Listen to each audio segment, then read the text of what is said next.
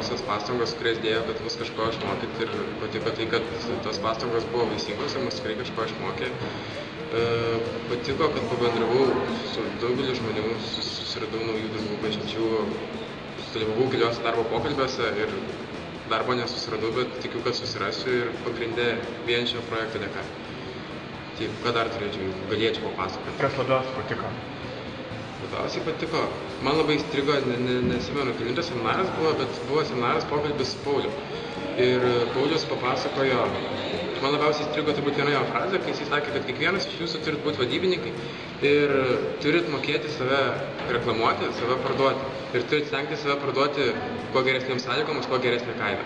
Tai šitas turbūt labiausiai įstrigo ir kai jis mums parodė tų savo pardavimo marketinginį triuką, turbūt šitaip būtų teisinga pasakyti.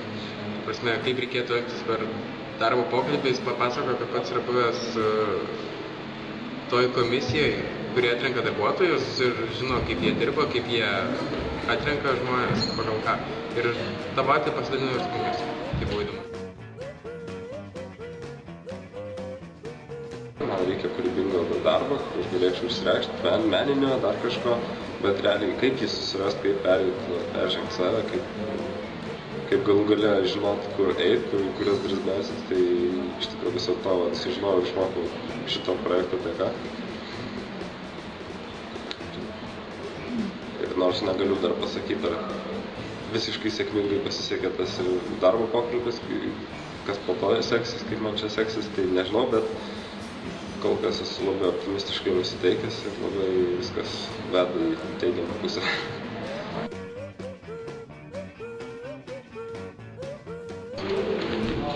Tai svarbiausia jaunam žmogui atsakyti savo ir sugebėti atsakyti kitiem į du klausimus. Ko aš iš tikrųjų noriu ir ką sugebu daryti. Noras negali būti, noriu būti turtingas ar noriu būti verslininkas. Jeigu noriu būti turtingas, tai turi būti kažkokia tai pinigų suma, tarkim, per mėnesį, kurią galėsiu išleisti, gauti, turėsiu taupyti. Noriu būti verslininku, tai turi būti produktas ar paslauga, ar produktas bus skirtas tiem žmonėm, ar paslauga bus skirta tiem žmonėm.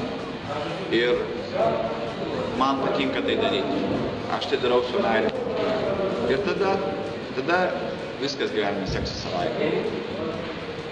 Sukonkretinti savo tikslus. Tai toks mano pagrindinis palinkėjimas jauniems žmonėms, renkantis karjerą, būsimą darbą, būsimą gyvenimo kelią. Ačiū.